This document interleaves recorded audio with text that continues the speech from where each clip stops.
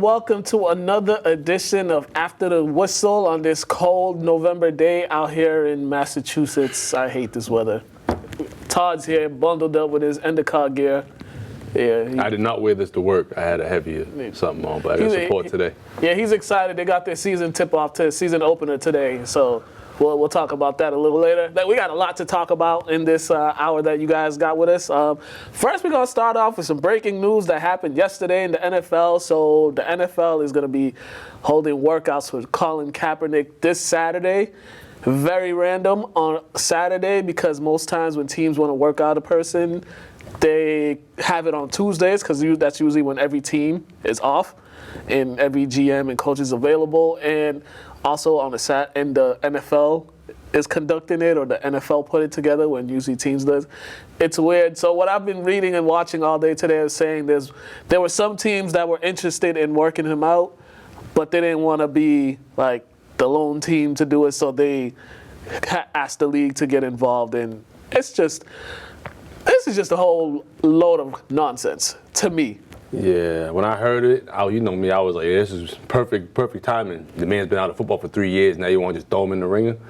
Come on. For one, you pay these players millions of dollars. Why are you scared and you have to hide behind the shields just to show that you have confidence in a guy that you want to give an opportunity to? Like, it's crazy, bro. Like, it took 3 years. I believe the only team that actually brought him in was Seattle in these 3 years, and they didn't even work him out. They just were asking him questions about the dumb protest, and it's like, yo, why are y'all so worried about the protest? Is he able to play or contribute to your team? That's all you should be looking at. So for this workout they're going to do the workouts, and then they're going to release the videos later, and then they're going to have an interview with him. But the interview is most likely going to be asking him about his stance or if he's going to kneel or not. But I'm pretty sure that's what's going to happen during this interview, because it's like.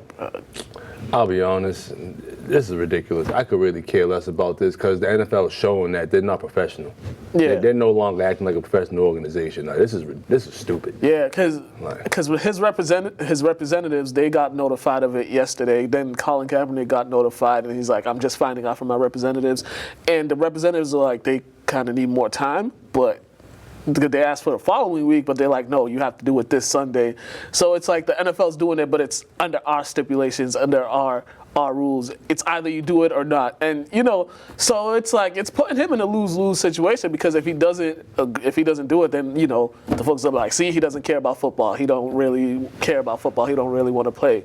And then it's like, bruh, the dude could be in Africa or another country doing something with his foundation. And, like, what?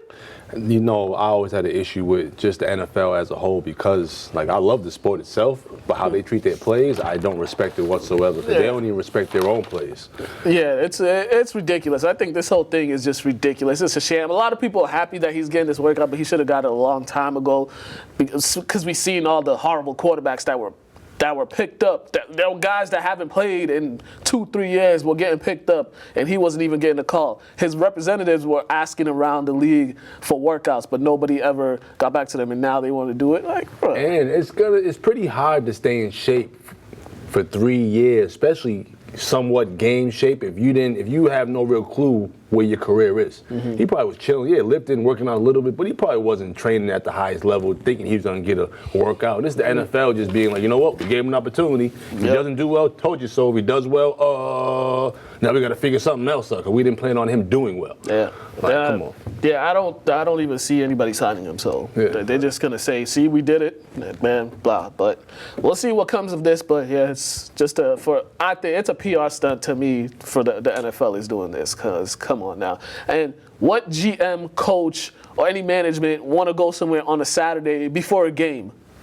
A Saturday before a game, they're getting prepared for a game the next day, and you want to do this whole workout. Like, how many of them are actually going to show up? That's the thing now. How many are going to show up? 1, 2, 3? Like, and society's pretty smart. Like, there's no just like putting a towel over your face saying, it's raining or whatever. Like, right. Pouring water on your head saying it's raining. Like, we know for a fact, like, you guys are doing this on purpose. Like, yeah. Sorry, as a great man once said, don't pee on my leg and tell me it's raining. I didn't think I could use pee, but all right, now I know. I mean, I ain't gonna say POJ. That's the more proper term is instead of. Yeah, but I didn't know what I can and can't say on here sometimes. Oh, yeah. Don't urinate on my leg and tell me it's raining. I cleaned it up. We're going to get to Monday Night Football. This was quite the game. This was quite the game. I watched it. I thought this game was about to end in a tie because it seemed like nobody wanted to win this. It was a defensive game to say the most about this game because definitely, yeah. I mean, both D's had 2 TDs each. Jimmy G, the announcer said it. He looked nervous. He was a little too antsy. He looked scared out there when the pressure was getting to him. And there was too many times I'm like, dude, hold on to the football. Yeah, I could. It's like, yo, the fumble recovery for the touchdown, that's pretty much was the turning point of the game, but he had another one, and I'm just like, yo, why are you having a hard time holding on to the football every time you get hit? Right. Yeah, I don't know. You know, the bright lights was on him. He did look a little nervous, but it was expected because he hasn't really had to deal with the situation. So this is his first full year playing. He was playing with the Pats about a year and a half ago. Yeah. You know what I mean? So give him an opportunity. I just hate how they're so hard on guys that barely really played. Yeah, he's played the equivalent of like a first year player. Yeah, so it's like, what do you expect him to be? Like, of course he's gonna be a little nervous, but he was throwing that ball all over the place though. I will also say that this is why the Atlanta Falcons lost the Super Bowl, because Kyle Shanahan decided to get too pass happy in the fourth quarter and in overtime, because they did stop him. They stopped him twice. They got the ball back, and it was just they had a 25-second drive because all they did was 3 straight passes. And I mean, you have success running the ball, but you became too predictable. Yeah, and it's like Jimmy threw 46 times. Yeah. Coleman had 9 carries. That doesn't even balance out somewhat. And then the Seattle had 140 rushing yards, 47 rushing yards to 49ers 87. You couldn't even get over 100 yards. Right. Seattle was balanced. They had 34 rushes, 34 passes. They still stuck to the rush game, even though things weren't working out, but they still stuck to what they did. And, I mean, this is good for Seattle. This is back-to-back overtime wins. Russell Wilson in these overtime winning drives, he's 9 for 13, 85 yards. He has 1 touchdown, and then also this game-winning field goal drive. And now they're only a game back behind San Francisco for first place in that division. So this was a big win for them. The 49ers just need to get it together because they got a tough schedule coming up with some tough teams that they're going to play. But yeah, Jimmy G, he calmed down when they actually stopped trying to hit the home run ball when he settled in, but then they went back and he just... They just need to go back to playing balanced football. That's what got them all these wins to begin with. Definitely. Another team that can't beat good teams is the Dallas Cowboys. We talked about this. They have yet to beat a good team. And once again, a good team came into Texas Stadium, or Cowboy Stadium, whatever you want to call it, and they had no answer for Dalvin Cook. Dalvin Cook just showed why he's probably the best running back in the league this year. Yeah, had 183 total yards. You know, Cousins, the man out there. Yo. Had 23 for 32, 220, 2 TDs, no intos. So I'm telling you, if Cook wasn't having the year he's having, we'd be talking about Kirk Cousins in the MVP race. The way he's been playing, this is in his last 8 games. He's had 1 interception, 6-2 record. He's through 3 300-yard games, and he's had 4 200-yard games, and this is back-to-back 220-yard games. The 0 interceptions is what I'm most impressed by, because Kirk Cousins is known for giving you too many opportunities to take that ball. This is true. Yeah, he's valuing the football. He's realizing sometimes less is more. But the Cowboys didn't really have much from their big 3, with Zeke having 20 carries for only 47 yards. Yeah. I don't know what really happened. They stuffed them. The Vikings. I think the Vikings game plan was like, Zeke's not going to beat us. We want Dak to beat us.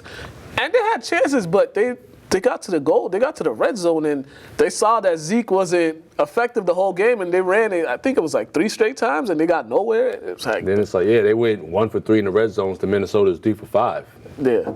And then the possession, they had the ball for over 7 minutes, more than Dallas. So you already know when you're milking the clock, You're not getting crazy penalties. You're valuing the football. That's another. And Amari Cooper was having a field day against those defensive backs. I think one of their starting defensive backs was hurt too, so they didn't. When they had a chance to tie the game or take the lead, they didn't give Cooper the opportunity to. It's like, come on, man. You know, your running game is at bay right now. Just have a little more faith. Have a little more faith in your quarterback and trust that he can make plays because, I mean, he knows who to get the ball to. Yeah, he did throw the ball 46 times, so more of those 46 should have went to Cooper because we don't need Dak throwing the ball 50 times. Yeah. And 46 is way too much for him as it is. They don't need Dak throwing the ball over 40 and above because this year when he's done that, they're 0-3 when he's thrown the ball 40 more times. And yeah, the Cowboys 0-3 against winning teams with winning records. And in those 40 attempt games, Dak has 5 touchdowns, 5 interceptions. So there aren't many quarterbacks in the league that can throw the ball over 40 plus times and still win and be consistent. There's only a couple. Yeah, but the Cowboys need their play selection down in the red zone. They need to fix that up because they got a little stretch coming up here. They need to win this game because Philly is just if Philly beats the Patriots this Sunday, they'll be tied for first place in that division. 9 wins is winning that division, and they're only getting one team out of that division in the playoffs. So it's going to be an interesting last 2 months of the season in the NFC East. Also, let's get back to Thursday Night Football. The Oakland Raiders, these guys, I mean, this is probably the most surprising team of the season, just how hard they've been playing and how much they've been competing. And their defense showed up picking off Phillip Rivers, baby maker Phillip Rivers 3 times. Yeah, man. And they sacked him 5 times for lost 38. Granted, they got sacked 3 times, but only 18 yards isn't that big. And you already know. Well, I tell you about good teams and bad teams. Bad teams have to focus on valuing the ball, converting certain downs, 3rd and 4th downs, or crucial 3rd and 4th downs, and penalties. Yep. And luckily, the Raiders got lucky because they had 12 for 97 yards.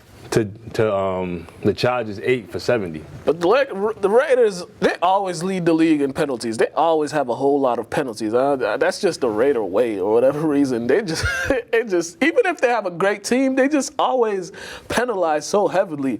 But if you look at the stats throughout the game, you would think the Chargers would have won the game because they won in every single category. Time of possession, rushing yards, they had more red zone opportunities, the same amount of red zone opportunities. And it's like, then you're like, oh, the Raiders didn't have any turnovers and the Chargers had 3. One of them resulted in a touchdown. You already know that's a formula of success, man. You got to value the ball. You can't have 3 turnovers thinking you're going to come back and win the game. Then you had the ball for almost over 10, 11 minutes. Yeah. Like, what were you doing? Messing up. But you got to give Derek Carr and Josh Jacobs, those 2 guys, they're like the focal points of the offense. Jacobs has 101 yards from scrimmage. He's rookie of the year. He's in contention. I haven't thought of all the other rookies this season. I was trying to do a Rolodex. DK Metcalf, he had a solid season. There's been some defensive players that's had a solid season so far, but him, Josh Jacobs, he's really having a good one. He's like 500, 600 yards rushing. And then this guy, Eric Harris, he was working at a potato plant for a while before he got this Raiders gig. So he comes out 2 interceptions. He seizes the opportunity, man. Definitely. Like, he knows where he could be tomorrow, and he ain't trying to go back there. Yeah, definitely. And we got a lot of kids, too. So once again, he sees an opportunity. He playing for them, not him. Yeah, that's good for him. I like hearing stories like that, guys like that who just, came literally from the bottom and had to work their way to the league. And those guys actually value the contracts they get. Yep. They actually appreciate it because they had to actually work. Yeah. I'm not saying you football players don't work, but when you actually work a real job, it's different. Yeah, because you got the guys that's been super athletic their whole lives. It came easy for them, and then you got guys like him who had to scratch and work hard for everything. So the value is a little different. Yeah. One team that doesn't value defense is the Kansas City Chiefs, and this was an ugly loss for them at Tennessee. The Tennessee Titans are the weirdest team in the NFL. They'll go around and they'll beat good teams. And then you'll see them against a horrible team, and it's just like, what? Is this the same team from it's like they play to their competition. They'll either play down to their competition or they'll play up to their competition. And, there was a lot of things that went wrong for the for the Chiefs in this game, but I mean the Titans made the plays at the end. They got away with the offsides on that block field goal at the end, but you know. Yo, end of the day though, the Chiefs didn't set themselves up to be victorious when you only have 97 rush yards to Titans 225. Like, Bruh. let's be honest. Like, Bruh. and then Mahomes is coming back from injury. Why are you doing this to this 50 man? pass attempts. Why are you doing this to him? Yeah, the Chiefs' defense is horrible. They're giving up like 6 yards per carry. They gave up 8.2 yards per carry to Derrick Henry. Derrick Henry looks like a tight end or a defensive end, and he broke away like a 56-yard rush or something like that. He does it every year. Yeah, He does it every year. I got some crazy. I got a crazy stat about him over here. Let me see if I could find him, because he has something like 3 breakaway runs of like 60 plus in his career. I think that's like one of the most. Here it is.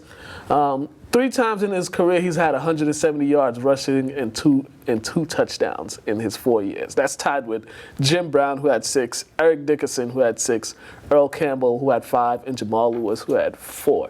And if you look at this guy and be like, He's not that fast. he's not. But He gets in the open field, you can't catch him. he gets it done. Right? So it's weird, but yeah, the Chiefs, they had a plus 15 in time of possession. They had a 7-point lead, a 9-point lead in the fourth quarter, and then you get a blocked field goal and you get a missed extra point, I believe, and it's like that's 4 points right there. And they ran almost 30 more plays.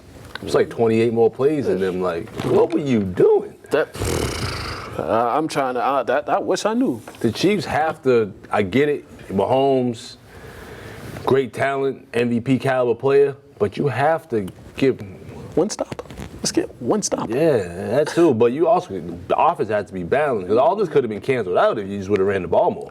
Yeah, ran the ball more and just get one stop. You let Ryan Tannehill lead a game-winning drive. Yeah, that's crazy. Ryan Tannehill. And he only threw 19 passes. 19. Like, what? Yeah, this is so weird. But the Titans are just a weird team. I just don't understand them. And you look at the Titans, they were 2 for 8 on third down conversions. Like, how did they win this game? I totally agree, man. But the Chiefs are now 6-4. The Raiders are 5-4. They're only a half a game back, and the Chiefs are going to Mexico City to play the Chargers on Monday Night Football. I mean, that could be a tricky game, a division game. Those are always close. So, it's going to come down to the close one, because the Raiders have a chance to win this division. And the Chiefs are hitting the slump, bro. Yeah. Well, they got everybody back, so maybe we'll see what comes of this. But, tough times in Kansas City. Yeah, it is. Not tough times in Baltimore, where the Lamar Jackson show just keeps on rolling. Oh, man. MVP considerations or MVP so you far? could definitely consider him MVP. I wouldn't say definitely. Because right now it's him and Wilson. Yep. Him and Russell Wilson are the two. So for me, I would say it's him, Russell Wilson, and Dalvin Cook. Those are my top 3 favorites right now for MVP. Nobody's talking about Dalvin Cook, but he's putting together a crazy season. Actually, a couple guys talking about Dalvin Cook. A few. Couple guys talking about him. Yeah, a few. They weren't talking about him before, but now. True. Yeah, but this was the Lamar Jackson show. And, he had another perfect quarterback rating. He was doing whatever he wanted out there. Yeah, the man only threw 17 passes, 15 for 17, 223, 3 touchdowns. I just hope they don't Cam Newton him, man, because he's not as big as Cam. Yeah. He can't take that punishment. Yeah. So as long as they value him, they'll be fine. Yeah, and Lamar Jackson, he's on pace to break Michael Vick's rushing record of over 1,000, I believe it was like 1,006 yards rushing from a quarterback back in 2006. That would be crazy. And then those are some other notes in this game. So their defense, since they got Marcus Peters, they've been getting the turnovers. Marcus Peters, he had his second straight pick 6 for the Ravens. This is like his 26th interception or something like that. Okay. And since 2015, that's probably like tied for the most.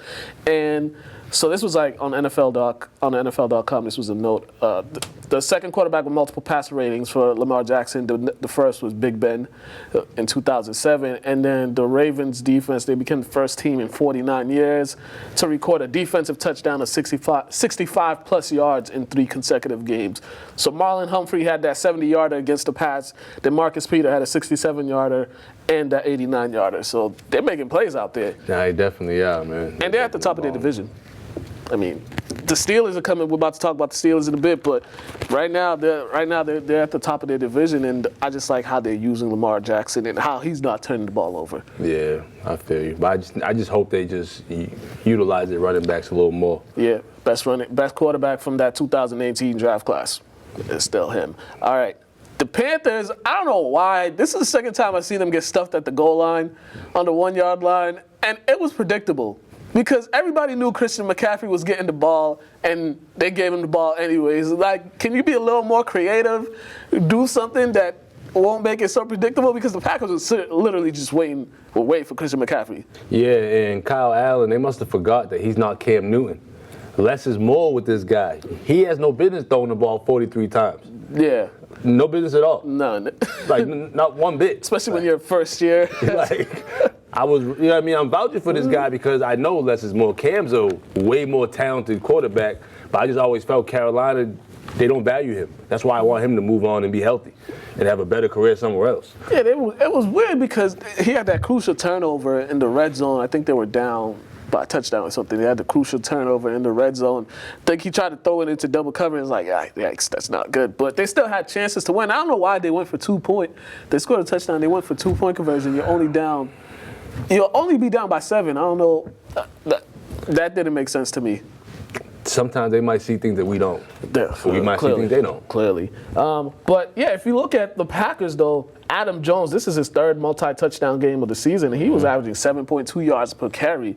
So the Packers, they had the home field advantage took place because the snow was coming down, and Aaron Rodgers didn't throw a touchdown, but he got a lot of help from everywhere else. Definitely, and it's hard to bet against the Packers in Lambeau, especially that they're rolling. And when it's snowing? Yeah, and snowing. Like I said, I think I picked the Packers to beat the Panthers, and I've been rooting for the Panthers all year. Right. So it's just, you got to be smart. And Rodgers actually has a team now. It's not the team on his shoulders. Now he's able to rely on his running back and a couple of receivers. So. Yeah, so they got some tough games coming up at the stretch. They got a big game against San Francisco, I think, week 12. San Francisco. I think they're going to San Francisco. That's going to be a primetime game. So that's going to be a good matchup between those two teams. The Browns ended their losing streak. I don't know why we're not talking about the Browns yet. The Steelers defense. These guys, they've been balling. They've been balling the past couple weeks. And the Rams, they just been going the other way. Yeah, I was watching the game with a friend of mine. He said Goff looked too cold. Like he ain't never played in the pit. And one thing I seen in the first half, they punt 10 out of their first 11 possessions? Yeah. That's not a formula for success, Mr. Goff. Come on, man. And they only got a touchdown because the first play of the game, there was a high snap, and Dante Fowler picked it up and ran into the end zone. But besides that, their offense didn't do much. They ran the ball with Gurley 12 times. I don't understand. This whole season, I don't understand what they've been doing with as far as their rushing attack, because they've been putting the ball heavily on Jared Goff's hands. I know he got paid, but still, their offense is predominantly a run offense that sets up everything else. And they think they could pass to run when they know they should run to pass. It's like, what? And then it's like 12. What do you think less than 20 carries is really going to do? Unless you're getting breakouts. You know what I mean? Like, especially for an all-pro player like Todd Gurley. Like, what are y'all doing? 12 rushes. That should be 12 a quarter or 12 a half. At least 12 a half if you're going to do that. Makes absolutely no sense to me. But we got to give kudos to the Steelers. Ever since they got Minkah Fitzpatrick from that trade with the Dolphins, he's got 5 interceptions. He's got 2 touchdowns, a pick 6, and a fumble recovery. And the Steelers are in this 4-game winning streak that they have, they're only allowing 17 points per game. They allow 42 points per game when they started at 0-3. Yeah, well, they understand that defense is going to win the game, but both these teams have to be smarter, though. They had 23 penalties for almost over 200 yards. I mean, look at their quarterback. Yeah, I feel you, though. Well, the Steelers quarterback, Mason Rudolph, this first-year starter, coming off of some injuries and stuff. They got their running game. James Conner's out, so they got a lot of issues, but their defense is carrying them through this. Well, that 4th down, though, that 1-for-1. Yeah. And the Rams being 0-for-2, that I feel like that might have been a crucial point in the game as well. And the Steelers put themselves positioned for a nice. They could make a wild card. So they could be in that wild card if they continue this play.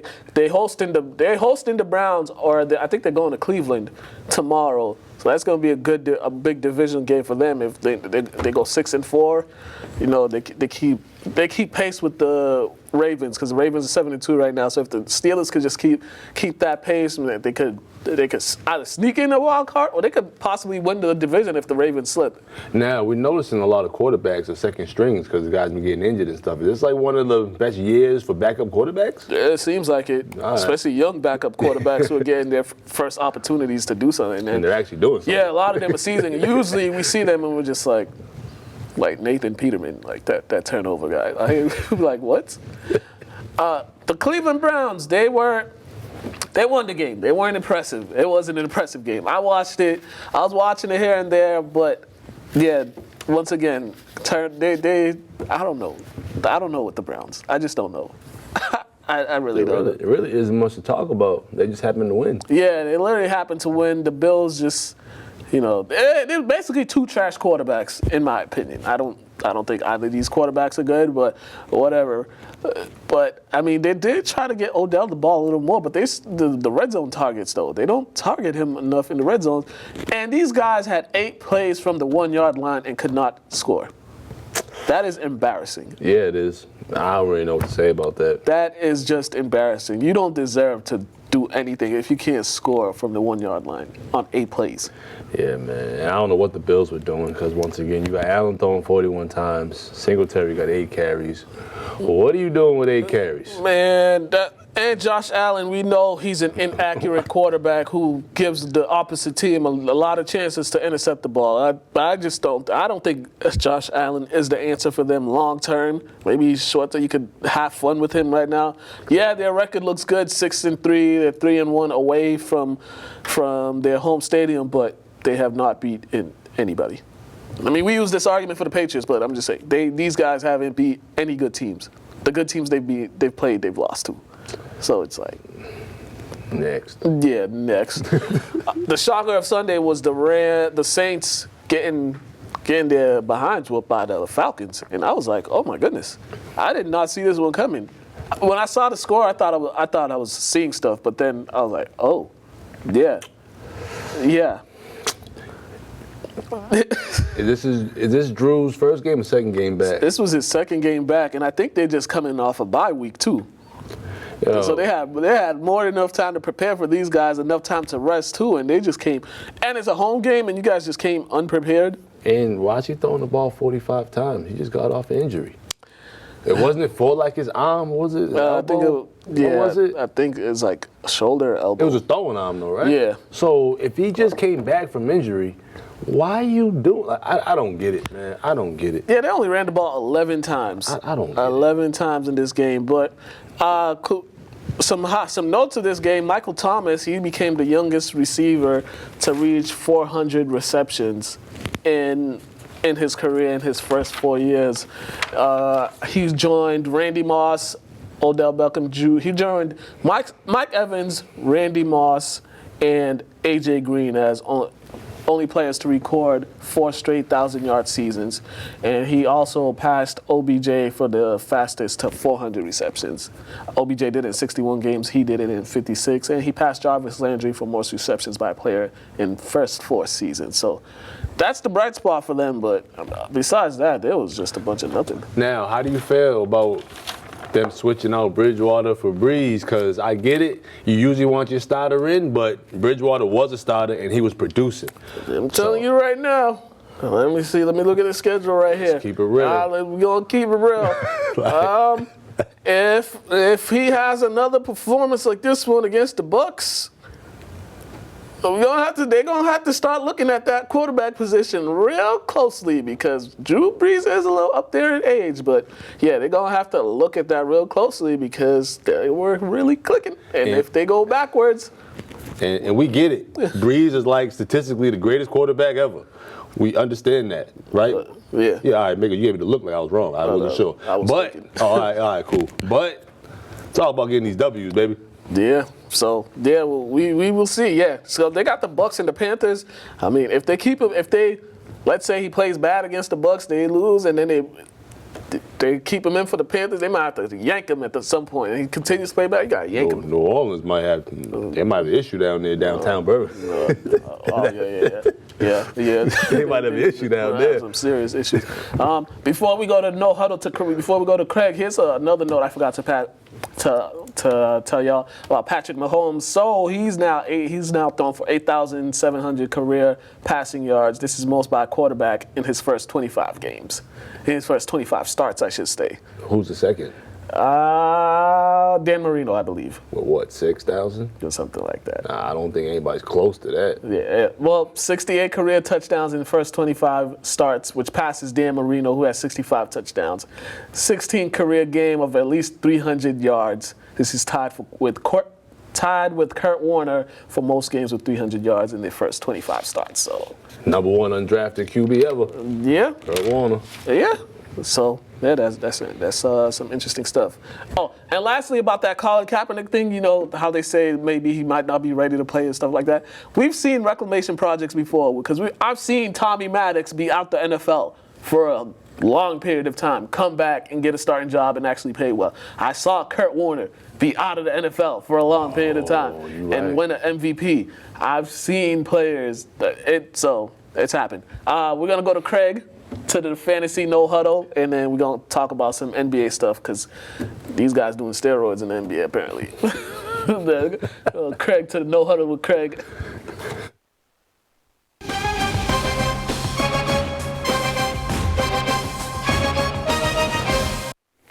What's up, everybody, and welcome once again to No Huddle here on After the Whistle. It's your boy Craig. You might recognize me from my show, The Flex, The End Zone, and Tail of the Tape, brought to you by Gym Bag Entertainment, the show about sports by guys who love sports. And this week on No Huddle, once again, I'm giving you DraftKings picks of the week.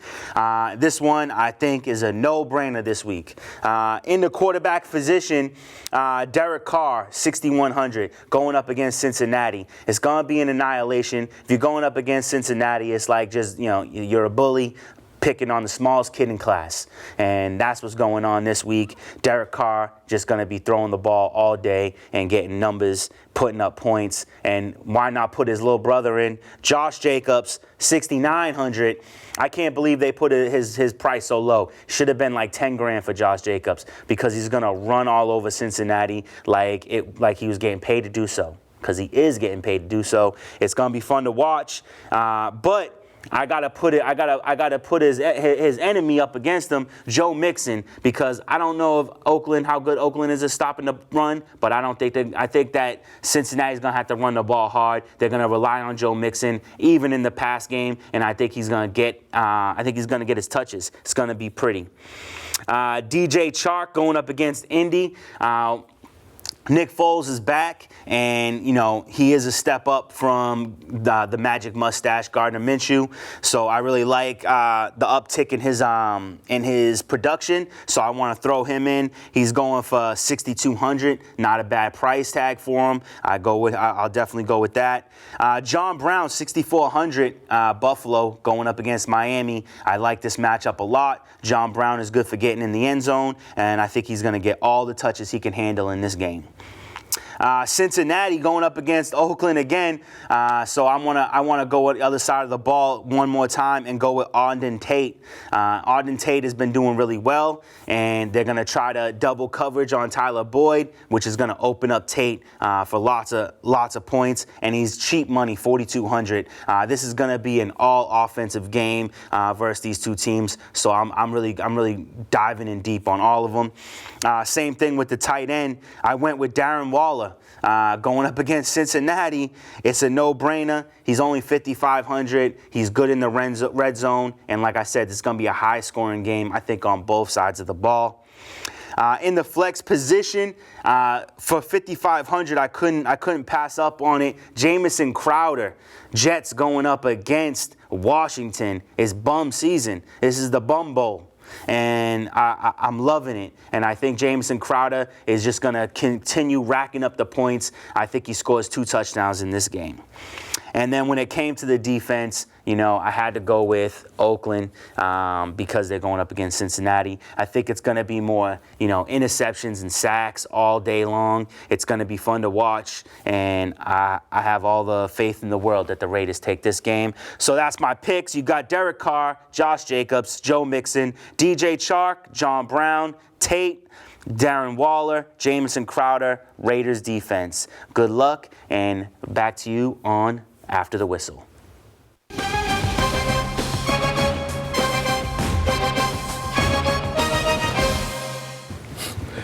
We are back. Thank you, Craig, for that. And we will talk about the NBA. And my man Gordon Hayward can't catch a break.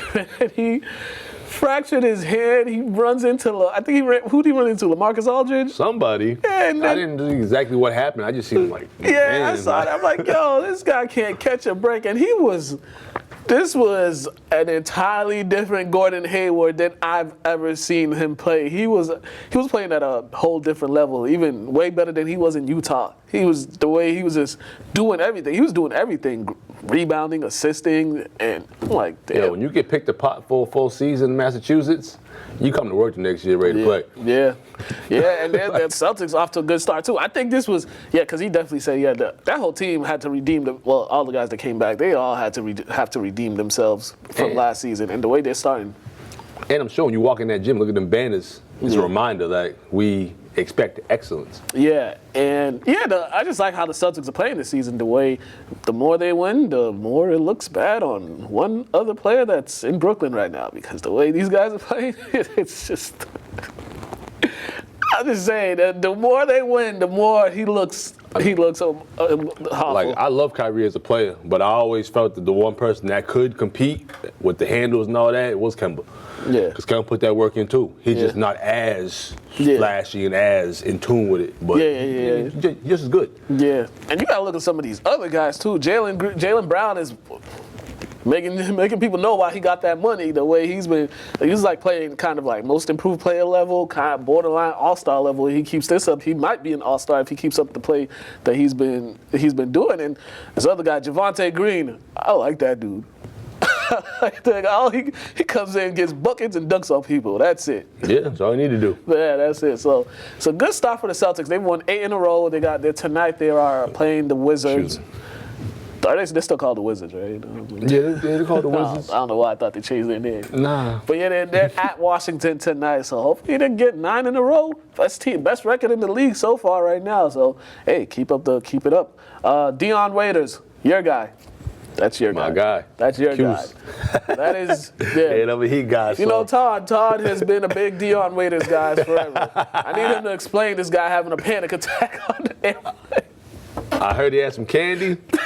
Wasn't prescribed to him. He ain't no snitch. He had a seizure. That's the only reason why they was probably asking him mad questions. You gotta stay hydrated, brother. They should have gave you a couple balls of water with them gummies. You should have asked what exactly are you giving me when you saw that. Yeah, that boy knew he was getting. Yeah, he did. But on the team playing, come on. Yeah, you bold. Like what? You bold, brother. So he's suspended 10 games. He's losing about $2 million, and there's like, you got money to waste. I'm like, bruh. Just invest in your own candy store. Might as well. Or take them before flight, or take them after you land, or something. Because you got a whole lot of downtime once you land. Because yeah, but seizure, that's crazy. Yeah, that is. That's wild. dangerous. Yeah, man. You gotta be careful. Yeah, definitely. That's why. You two children, watch out for those candies, or edibles, or whatever. Make sure. Just say no. So a couple weeks ago, we had suspended for 25. We had DeAndre Ayton suspended for 25 games, and now we got John Collins suspended for 25 games. I'm just looking at him. All I think is this dude said he looks like a bodyguard and should not be in the NBA. I ain't gonna lie. When I saw him, I was like, yo, he got kind of big. But then you kind of see why. I'm not saying that he's on a legit steroid, but it's probably just something that's just. It's on the banned list, but you never read. Really know. People but read what you're putting into your body. There's Todd has it noted here. There's 200 steroids and performance enhancement drugs that are banned. Over 200. There's a list of them that the league, the collective bargaining agreement have banned from there. Read. Bring it to the team, whoever you're supposed to bring it to, and ask them if this is okay or whatever. Because, man, 25 games, that's a lot of games. That's crazy. The 25, that's a lot of games. Yeah. And it's like, my thing is, though, I get it, spend them, but it's like, what he's taking isn't really helping. Like, you know what I mean? It's not like he's swinging a bat. Yeah. Hockey stick. He barely even shoots the ball. He dunks most of the time. It ain't really enhancing your jumping ability. You said he looked like a bodyguard. He looked bigger, but it's like, it's not really, you know what I mean, improving your actual skill. That's why 25 games is crazy. It is crazy, but just know what you're putting in your body and read. Reading is fundamental. We're going to go to Athlete's Corner, and that, as you can see, he has his shirt on. We were at his alma mater watching him practice and play, and we talked to head coach Kevin Betancourt and Lynn's own Jalen Echeverria. And we'll have a little comment about Kevin Betancourt when he comes back, because, you know, we've seen him back in the day. Athlete's Corner, then we're going to come back, wrap this show up with some good stuff and stuff like that. So Athlete's Corner.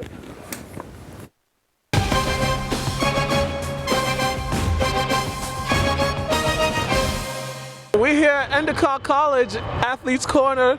We got head coach Kevin Betancourt here. What's going on, Coach? Not much, man. Thank you guys for coming out and showing our program a little bit. No problem.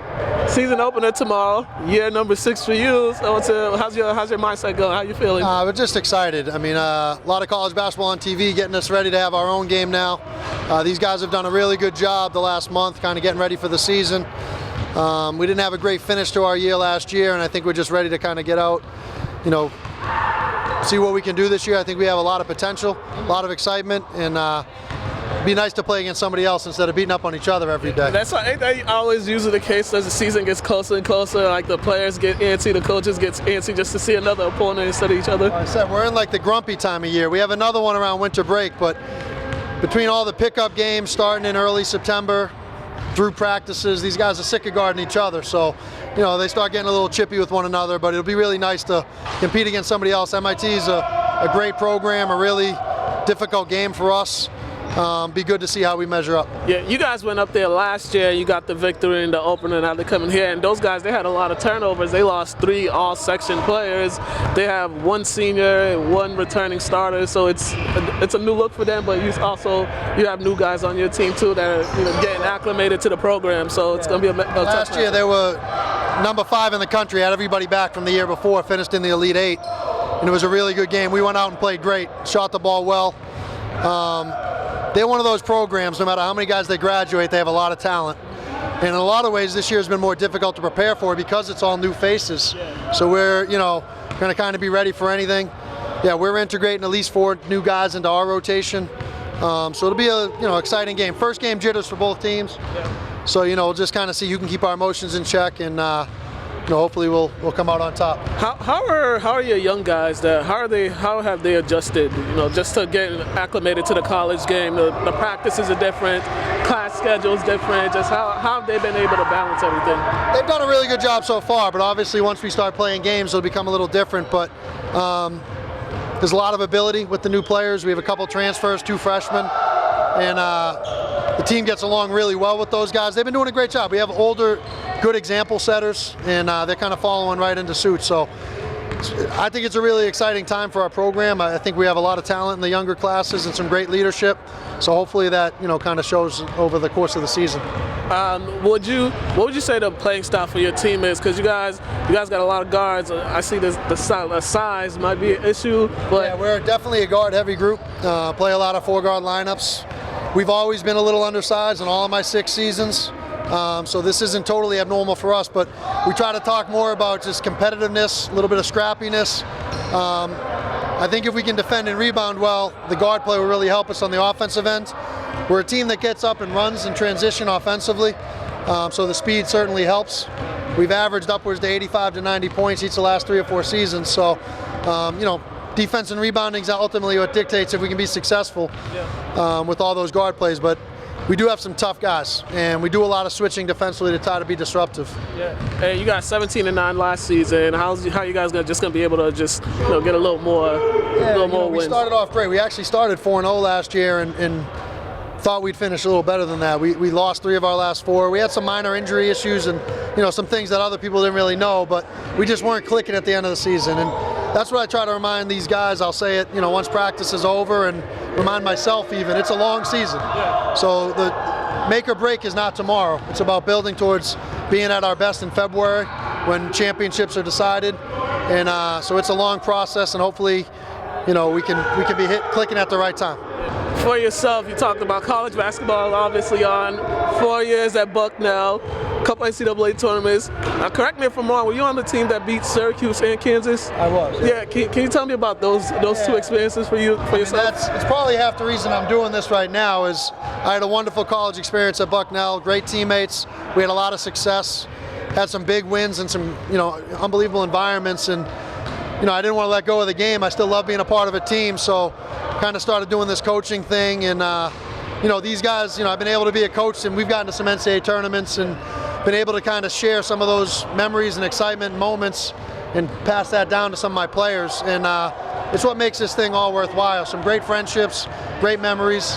The older I get, the better I was type stuff. So hopefully we can kind of grow as a team and have something similar at the end of this year. And lastly, before I let you go, that guy over there, I know you played against him way back in the day. What is some of your fondest memories of playing against him? Todd was always a competitor. I mean, we even have our alumni games here at Endicott now, and you don't want Todd guarding you. He gets in your stuff and makes you play. Hard worker, competitor. That's what I remember most, is just you had to really compete. And that's what I try to tell these guys, even just at Endicott, we try to remember the guys who competed to kind of lay the groundwork. We have this beautiful facility. It keeps getting better and better every year. They just renovated our locker room, and all that was built on the hard work of guys like Todd and other players in his groups. We've been fortunate to have a lot of championship caliber teams at Endicott, and we're just trying to keep up and continue the tradition. And we owe that to our alums, and that's what I would remember most, though, just that competitiveness. And seeing them play at St. Mary's, some of the games here, watching back at some tapes as I tried to familiarize myself with Endicott when I became the coach, and that's what everybody remembers about him here. All right, so Wednesday, 7:30, season tip-off. We'll be here. I always try to say my plug. We don't charge to get into these games. It's a cheap ticket, and we play an exciting brand of basketball. Jalen Echeverria from St. Mary's is on our team this year. Should be an exciting season. And if you're a recruit, you want to come to a good program. Thanks, Coach. Thank you very much. No problem. All right, we're here with Lynn's own Jalen Echeverria. He's excited for his first college game tomorrow, Wednesday. How you feeling, man? Feeling good. I feel like I'm ready. The team has been practicing hard the last few weeks. We had 2 tough scrimmages against Bentley and Wheaton. It really challenged us, and I think we're ready for tomorrow's game. Yeah, how, for you personally, how have you been able to adjust to everything in college? Because they say the first month is usually, the first 2 months is usually a big struggle, just trying to get everything together. It's definitely hard. I mean, I'm adapted now, but when I first came, I had to get used to the food. The food's not the same as it is at home, but I had to get used to the schoolwork, time management, because you have a whole lot of time in college. You just got to manage your time. And basketball is definitely different from high school, much faster pace. You really got to know what you're doing when you're on the court, because then you're not going to get no playing time. Yeah. Talk about the lead up to practice, lead up to the season opener. You guys have the off-season workouts, then you got the mid-season workouts before it officially starts. How was it for you? Just when you stepped foot on campus, how was everything? Was everything as you expected, or was it a little more difficult? I mean, when I first stepped on campus, got my stuff ready, and then I went straight to the gym. That's been the first 2 weeks or so. It was only freshmen on campus, and me and the other freshman who's on the basketball team, all we would do is just go to the gym, lift, work out, and that's how it basically was. And then off season, we did a lot of team lifting 3 days a week. We did conditioning 6 a.m., which got us definitely ready for practice and stuff. So practice was basically easy to us since we already got the build up. Talk about the weightlifting part. How was that? How was that? It was a struggle, but it definitely got me bigger. we did a lot of heavy weight. Really, the trainers really focused on us and make sure we got bigger and stuff. Yeah. Is it surreal yet that it's about to hit you, that you're about to play your first college game? It's crazy. I mean, it's hit me all day today, but it's definitely going to hit me tonight that tomorrow is going to be my first college game. I'm playing in front of all my family. All my family's going to be able to come since I'm playing close. Yeah. So it's definitely going to be a show. Yeah. Now, what are some things that you've seen from the team that you guys know that you could do well in, and some things that you guys kind of been improving on as practice has been going? I think our improvement has been on defense. Coach really emphasizes on defense, and I think we've gotten actually better on defense from the past scrimmages, because in practice, now we're up, energy's up there, everyone's all into practice now, and the defense has definitely stepped up. Yeah, Coach was talking about communication and stuff on the defensive end, and also he wants you guys to be in the transition game. Do you feel that's the strength of this team? Yeah, definitely. He didn't really bring in a freshman class. It was only me and some other freshmen and a walk-on. So he's definitely, and we have a lot of guards now. So we're definitely going to be playing short and fast and transition and stuff. So that's basically our game now, getting up and down the court as fast as we can. Yeah. So, I mean, what else you got to say to the people in Lynn, man? This is a big moment for you, man. I miss you guys out in Lynn, all my fans, all my family and stuff. I hope you guys can make it to the game tomorrow, 7:30 sharp. Yeah, ready for a show. What part of your game did improve the most over the summer? Did you work on the most over the summer? Definitely my stamina, my agility and stuff.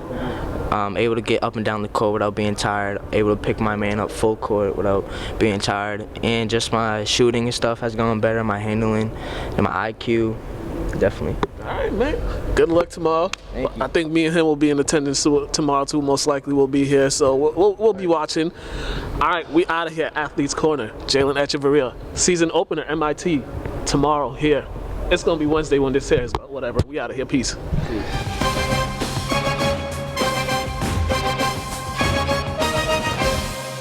And we are back. Yeah. So Kevin Betancourt, when I think I was like in middle school, I saw him catch a body at the jamboree.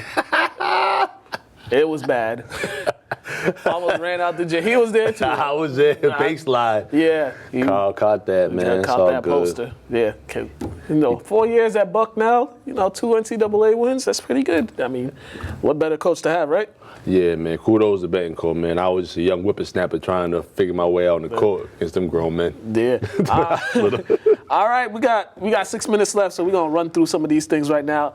LSU ended the 8-game losing streak against Alabama, and your boy Joe Burrow, he was on one. They did whatever they want on that field. They couldn't stop him. We called it. Yeah, we did call it. There you go. Yeah. The first time they got a quarterback, they number one in the country. They got a quarterback. They got an offensive coordinator who used to be an offensive coordinator in the NFL. They're just using LSU always got all the athletes, especially in Louisiana. They got a lot of their recruits. They come from Louisiana. They got some out-of-state recruits, but they got a lot of talent out of their own state. So now they're just utilizing it. And this may be like, a breaking point for some other recruits that maybe it might go over there.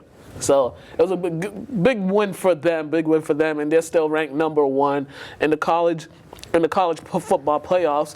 Ohio State's number 2, Clemson's number 3, Georgia's number 4. I don't know why Georgia's number 4. They lost to South Carolina, and South Carolina's 4 and something. Alabama's number 5, Oregon's number 6, Utah 7.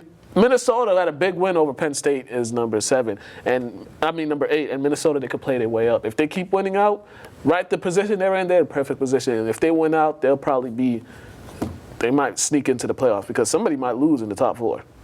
You just never know. What they lose about Oregon? They got. I'm just saying. Yeah, Oregon ain't making it. NCAA, some NCAA news. Chase Young got suspended for 2 games because somebody lent him some money to fly his girlfriend out to the Rose Bowl, and it was stupid by the NCAA. Yeah, very stupid. Because he ain't got no money. He's poor. They don't care. If he was a middle-class kid that had bread, his parents could have paid for his girlfriend's ticket and it wouldn't have been a problem. Yeah, I mean, schools should be able to pay for these people's loved ones or anybody that they care about to come see them. I mean, they ain't like they don't got the money. They should have at least like 2 or 3 spots they could put people in, like your mom, your dad, and your brother, or your sister, or your girlfriend. Yeah, it's stupid. It's stupid. This is just NCAA being dumb, punishing a kid because he's a broke college student. Like what? You know why they punish him too? Because they're all going to make money soon. Yep. And he got suspended 2 games. Like, it was stupid. This is load management in college football. James Wiseman, the presumptive #1 pick in next year's NBA draft. Another one. He is ineligible, but they ordered something. The judge blocked whatever the NCAA did, and he's still playing. But it's because Penny Hardaway paid for him and his family to move to Memphis while he was in high school. This was like 2017 or 18, before Penny wasn't even thought of being the head coach of Memphis. And they said a booster paid his way. They consider Penny a booster because of a donation he made back in 2008. And this is the NCAA trying to stick it to Penny Hardaway because he's the new guy in town. He's got the #1 recruits. He's getting all the top players in that state.